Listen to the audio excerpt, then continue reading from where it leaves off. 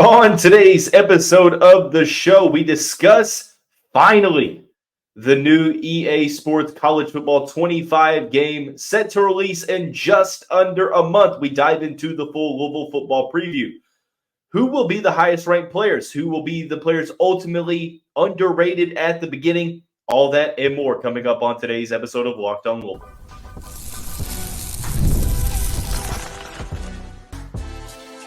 You are Locked On Louisville, your daily podcast on the Louisville Cardinals. Part of the Locked On Podcast Network, your team every day.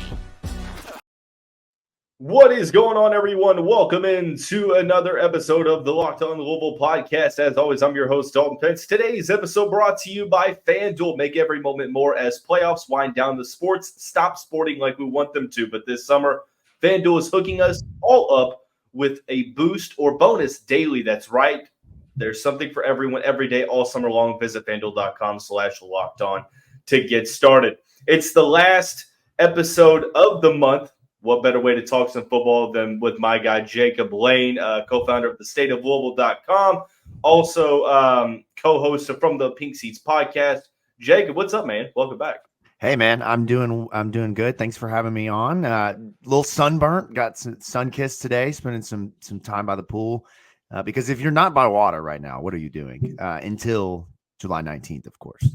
I'm glad you mentioned that because when July 19th, when it comes around, it's like Christmas morning is coming, Jacob. It's like the early part of December where it feels like it's just so far away. Obviously, we're talking about July 19th being the release date for the EA Sports College Football 25 game, making a reappearance for the first time since NCAA Football 14. Probably outside of like Grand Theft Auto 5 and 6, the most highly anticipated game, quite literally of all time coming out.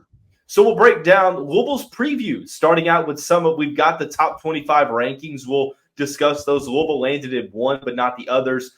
Highest ranked prospects, we'll rank our top three individually. We'll also discuss who by default is going to be underrated when the game starts, because there will be a couple of them. Jacob, the rankings released this past week. How shocked were you to see the Cardinals not land in the top 25 offensively, but they did land on the defensive side of things, landing at number 22, 84 overall defense. How shocked were you when you saw the news? Okay, so let's start with the defense. Not shocked at all. In fact, I think they should be a little bit higher. I think that's just like the Louisville slight. That's just the way it is, right? Always probably 2 or 3 slots too low when they're being ranked somewhere. But defensively, it hinges on star power, right? That's what it really boils down to in this game. You have Ashton Gelati returning, will be a absolute force off the edge. We talked a lot on our show this offseason about how they're going to use him at the zero technique. They're going to move him all over the defensive line. And while that won't necessarily be reflective in the game based off of just the way that it makes it really difficult schematically to play players, at different positions. But you will see him, and then you have Quincy Riley, who is going to lock down a half part of the field. And those two players will probably be 2 of the top 5 to 10 guys in the ACC. So for them to anchor your defense, then you're talking about a very powerful pass rush, a very powerful interior, solid, proven linebackers who are great tacklers. I think that you'll see that translate into the game. And then the secondary, I know that, there's questions around MJ Griffin and his health coming back, but when you pair him with the guys that are coming into the team via the portal, along with Riley, like we talked about, man, that's a top 10, 15 secondary. So you're really talking about 2 key elements on a defense being there, the star power being there. So for me, defensively, I think that makes sense. Maybe I would have liked to see them maybe 20 to the, 18 to 20 range, but probably being a little nitpicky at this point. Offensively, though, I'm not shocked. And I think that we're going to see this continue to be a trend with Louisville leading up to media day and into the season. Is, I don't want to say questions on the offense, because obviously Jeff Brom is an offensive guru who can work magic, right, with weapons. But Louisville is replacing 2 drafted running backs, the only program in the country to do that. They're replacing Jamari Thrash, another draft pick of the Cleveland Browns. And, while Tyler Shuck is an upgrade at quarterback, Dalton, he's got questions, right? So I think you're going to continue to see Louisville kind of predicted to not be as powerful on offense, or maybe have questions around that because we're not sure what a guy like a Colin Lacey can do jumping up. Although we did see it with Jamari Thrash, there's still questions there. Ja'Cory Brooks, who are the guys outside of that? Chris Bell, Antonio Meeks, the list goes on and on. So I think we'll see some reoccurrences of that leading up to the season. So for me, it's not shocking offensively that they're not rated. I thought it was pretty interesting, Jacob. 5 top 25 teams overall from the ACC. Now, this is kind of where you get into things where you can I feel like we're overanalyzing a little bit, not just you and I particularly, but I feel like the nation as a whole, because these rankings, just how deep of a dive was conducted on this year's team. Like how much is the planning and programming side of this, the staffing, supposed to know how good each and every team is going to be? You can have an idea, but if Louisville is the 6th best team in the ACC, man, what a disappointment that's going to be. I don't think that that's going to be the case, but nonetheless, 5 teams landing above Louisville in the rankings. Clemson at 6, Florida State, Miami at 12 and 13 respectively. And then you have Virginia Tech at 20, NC State rounding out the 5 at 21. I think Louisville, if you don't want to put them on the top 25, that's okay. But to include Virginia Tech and NC State above Louisville, I feel like is one that I look at and I'm like, this is an instance to where I'm like, oh, you don't understand fully. But that's a quarterback thing, though, right? Unless I'm mistaken, you're talking about Drones at Virginia Tech, probably going to be, one of the best quarterbacks in the conference. And then didn't NC State land Grayson McCall from Coastal Carolina? I think that's just, when you look at these things, right? It's like a national analyst having to jump into the specifics of a team, right? It can be very hard to know every single detail, and so there are some things where they just kind of assume based off statistics, based off of playing time, when there are more nuances. But like, for example, how good is Destel going to be in this game? That makes a big difference for Louisville. I mean, going back to the defense, already tell you side, he's not right? going to be ranked high enough. Correct. Right. That's going to be the case for the teams in a lot of ways. So I think that'll be the interesting part of this game, where you got a staff of scouts who are pulling data and they're looking at statistics, and there's only so much that you can glean from that in terms of realism. But still, look, man, I don't think that NC State or Virginia Tech or Miami is better than Louisville. I guess we'll see though. That is almost a perfect segue into ranking our top 3 players, ranking any type of player, because there's going to be more of a profound appreciation for a player on a certain team by that particular team's fan base, because sometimes they're like Destel in particular, his impact on the team goes a lot further than the stat sheet. And you see interior defensive linemen get underappreciated all the time because they're not always involved, quote unquote involved. I'm sitting here trying to put the bunny ears. I can't even find which way my camera's translating it. But it's a perfect segue into the next segment where you try to rank the guys, because it's going to be challenging to really understand who that top 3 is going to be. Maybe a little bit easier than trying to do top 5. But when we come back, Jacob and I are going to take turns basically counting down from 3 to 1, ranking our top 3 players that we believe are going to be the top rated players for Louisville when the game is released on July 19th. I'm not sure when the individual player rankings drop. Do you know? I don't, but I would imagine it's going to probably be within the next 2 weeks, I would say, just to build the hype up for sure, as much as they can, get the conversation going right before the game drops. Nonetheless, we hope that is the case. We'll rank them coming up here after we tell you about our friends over at FanDuel. Today's episode of the show is brought to you by our title sponsor, FanDuel. I love sports. I love them so much. I really never want them to stop. It is. The NBA playoffs are done. The NHL playoffs are done. Sports aren't sporting like I want them to.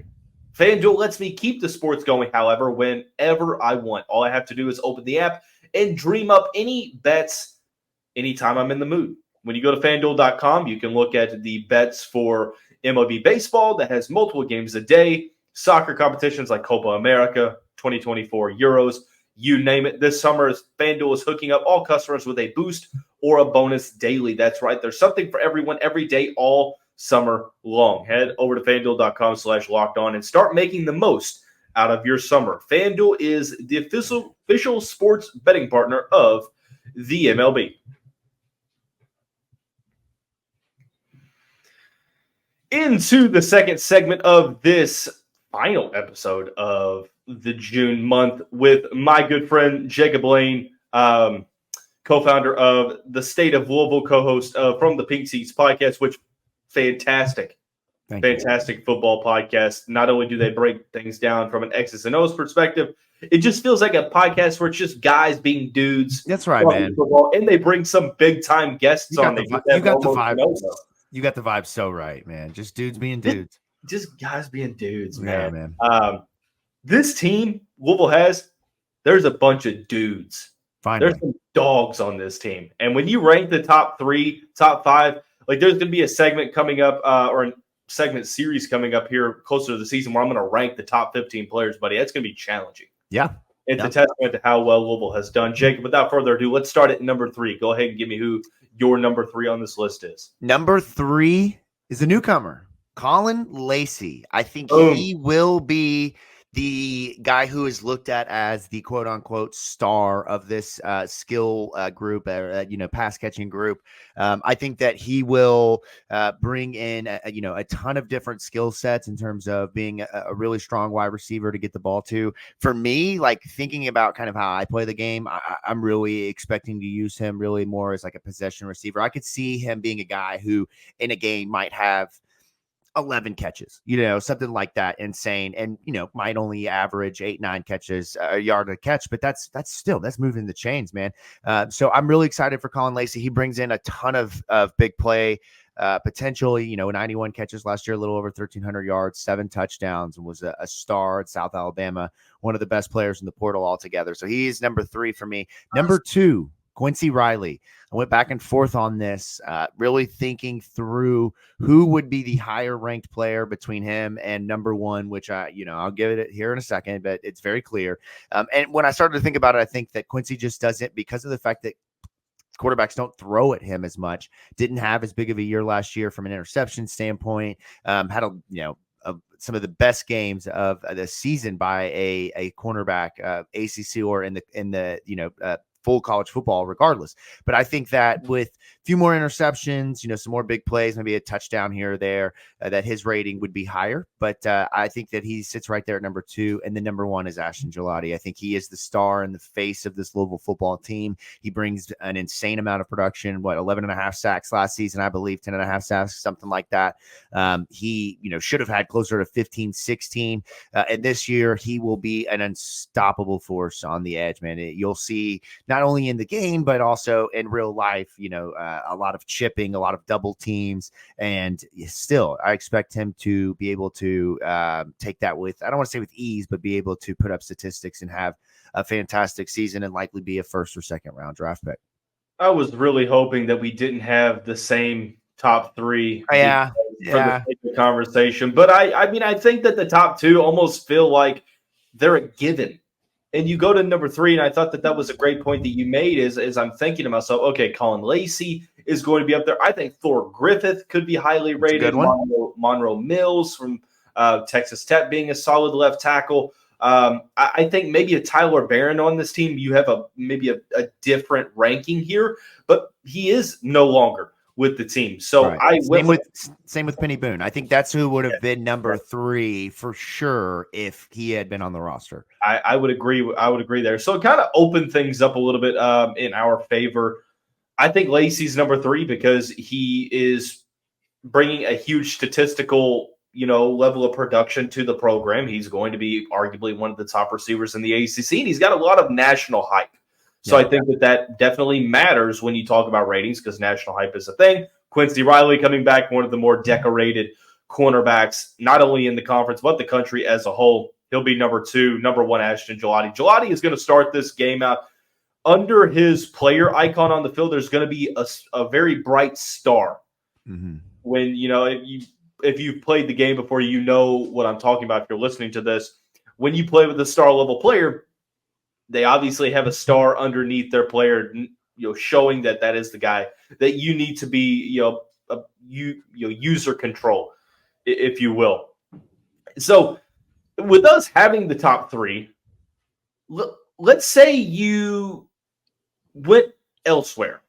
You didn't go with Colin Lacey at number 3. With Penny Boone being gone, no Tyler Barron, who would have been next in line, or a couple players that would have been next in line for that number 3 spot? See, I thought we might get to this portion, so I went ahead and ranked all 5. So number 4, this one might surprise you. MJ Griffin is who I have at 4. I think that he is Louisville's, outside of Ashton and Quincy, Louisville's most dominant defensive player. I'm interested to see how he looks from a health perspective. And I think that in the game, he's going to be docked a few overall points by, again, not having played last season, 2 years off, or the last time you saw him. So I think there's going to be a lot of folks that if they're not tapped into Louisville football, maybe he, isn't a household name. But for me, he is dominant. He is a threat wherever he is on the field. My prediction is that he will lead Louisville in interceptions this year. I think that he's going to be a star, and I think it's really easy to forget him. And then number 5, I had Tyler Shuck, because I just think the quarterback, for the most part, finds his way into these rankings. Now, I know Tyler Shuck has had injury problems, but when you look at the combination of athleticism, arm strength, accuracy, the ability to run, the ability to throw on the run. Now, his injury is going to probably be, I don't know how they high or low. I always forget how they rate those. But Tyler Shuck is going to be a guy that's going to be, it's going to be, boomer bust. So I heard that. No, personally for me, I don't want to reveal who my 3 players that are going to be automatically underrated. This is where I go into the conversation of, trying to explain that the way that we project these players, and for us, it's a no-brainer for a guy to be on like this level of an echelon, but he's actually like right here in the ratings, because again, you can't, if you're programming this game, you can't go into every situation and have it on the money. Right. That's just not realistic and I mean, you go back to the old Louisville games where they just literally had numbers. You didn't know names. Right. There were some that I looked at and I'm like, this guy, I don't even know who this is. This guy didn't even have a name. There is no number on this roster for that number. It's like number 93 for Louisville basketball before 2024, or college basketball. Right. Shout out to Noah Waterman, by the way. But nonetheless, that's something that kind of goes into it. Now, this next segment, for those listening and tuning in, I appreciate everyone for tuning in. This is the segment that I'm really interested in, because there's so many. There's not just 3. There's so many different players that you can say automatically they're going to be underrated by default. We're going to go player by player. I asked Jacob to pick 3. I've got 3 myself. I'm interested to see if there are any overlaps. We'll find out coming up momentarily after we head to break. Joining you for the final segment of this final episode of the June month, Jacob Lane, good friend of mine, co-founder of the State of Louisville Coast from the Pink Seats podcast. Do want to tell you all that I appreciate everyone for tuning in during this off-season month of the show. July will be the same thing. There will be not the regular scheduled programming. There will be 12 episodes versus 19. If you have any content ideas that you want me to cover, be sure to drop those in the comments below. Jacob, we'll go opinion by opinion. You give me a player, we'll discuss. I will, and then we'll kind of ping-pong it back and forth. Who's one player that you think is going to automatically be underrated in this game? So I think it would be cheating to say Ashton or Quincy, but I just want to throw out there, I think both will be vastly underrated, particularly Quincy Riley. But I'm going to go to start with my guy, Mo Turner. When you look at the combination, again, of pass catching, speed, ability to play out of the backfield, play as a slot receiver, to obviously run in between the tackles, make big plays. I think that he is going to emerge as the guy this year for Louisville football. I'm really excited about his potential. So for me, I don't see a scenario in which he's the highest rated running back on Louisville's roster, but I do think that he's deserving of that. Mo Turner was on my list as well. Look, I don't make many hot takes. I'm not really a hot take type of person, man. That's just not really my speed.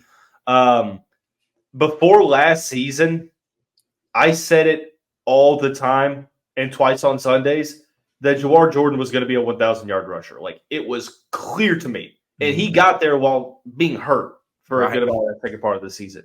My hot take this year is that Maurice Turner is going to be the number one running back for the Cardinals, and he's going to double his rushing yards because I think it's going to be a little bit more balanced. So I don't really feel comfortable putting a yardage parameter on that, but I think he's going to be the Cardinals' leading rusher. So I agree there.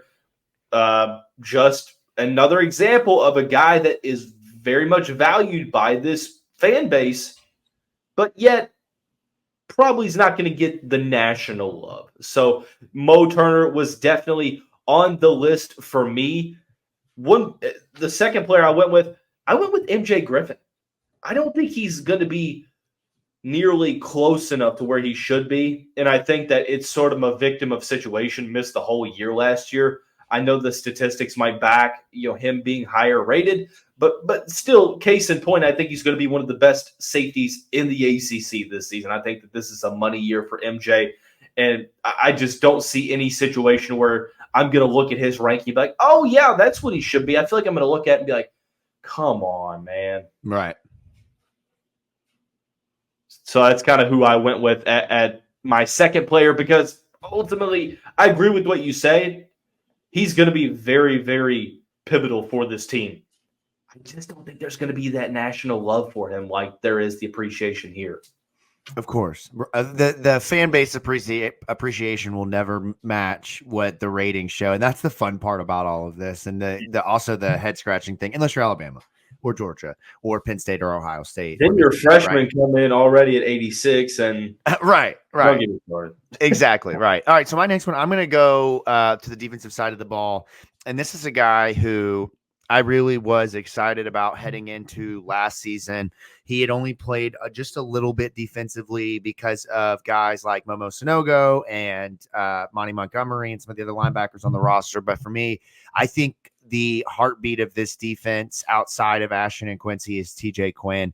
Up until the end of last season, I think there were some struggles, especially in the bowl game, in the Florida State game. He played really well, but a couple of games prior to that kind of fell off, but was a massive part of the, defense being what it was last year. He was one of the best tacklers I have seen Louisville have out there in a long time, even though he's undersized, former safety, was always there, was not afraid to put his, head on the ball and make plays. And I think that's extremely valuable for the defense, obviously, when you only have two linebackers out there, and one of them is for sure going to make that tackle if he gets the opportunity. So there's no way. He's undersized.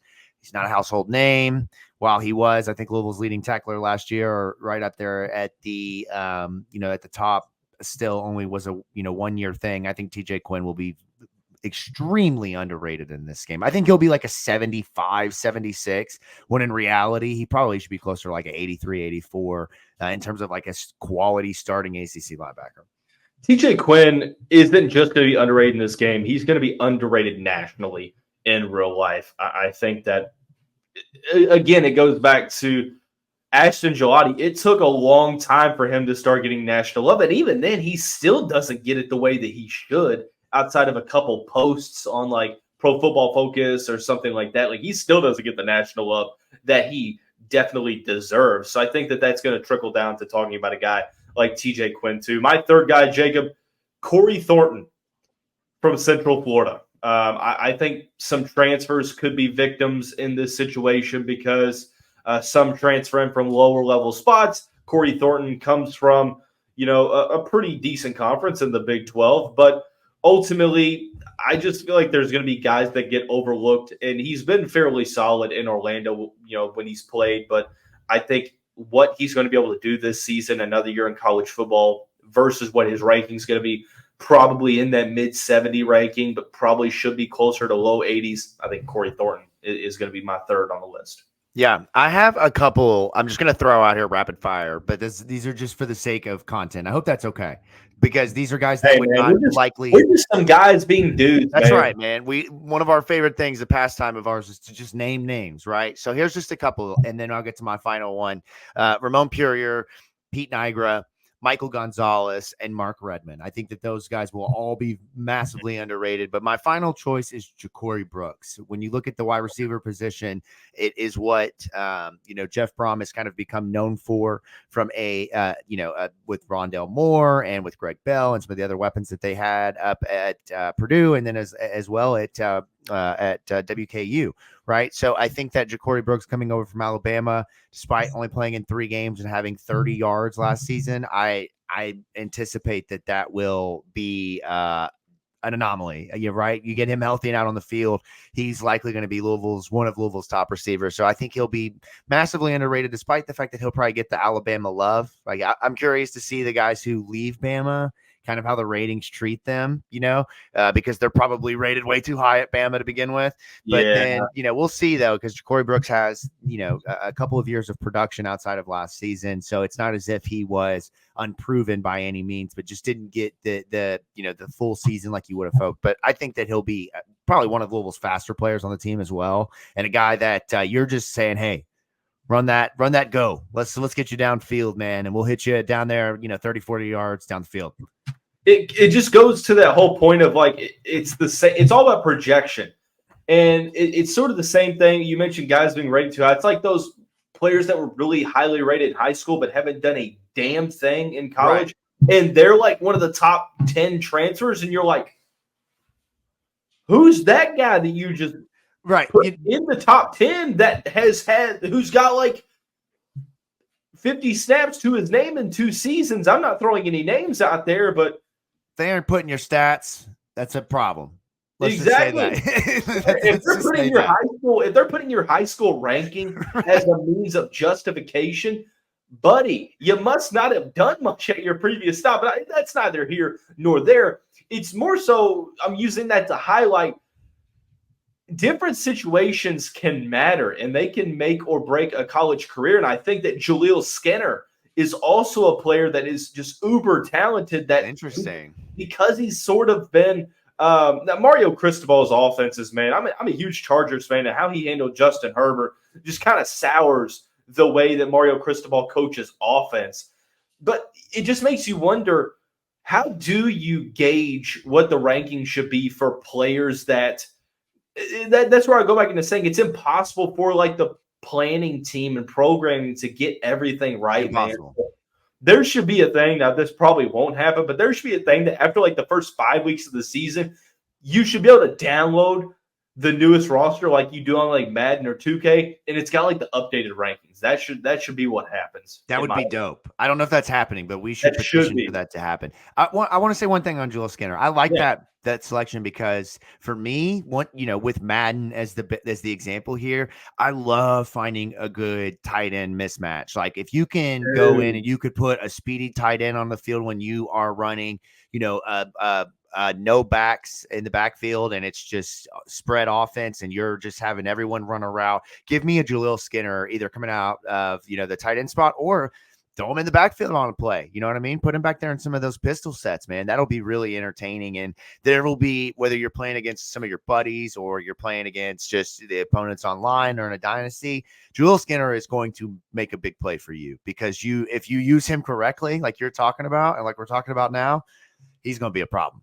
If his speed numbers and his athleticism numbers are like reminiscent of him in real life, it's going to be sort of like a walking cheat code to like, one of those players that you're like always thinking about that. Oh, damn, he's a lot better than that ranking, leads to believe because of like the physical numbers. But nonetheless, I'm super excited about the game. Wait. You are too. I know a lot of Card Nation is. That is going to wrap up this Sunday offseason episode of Locked on Louisville. Jake, appreciate you coming on. As always, my man, we'll have you coming on soon.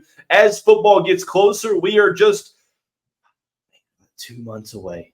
2 months away until that first game against Austin Peay. But can't wait. We'll be there before you know it. Everyone have a great end to your weekend. We'll see you right back here coming up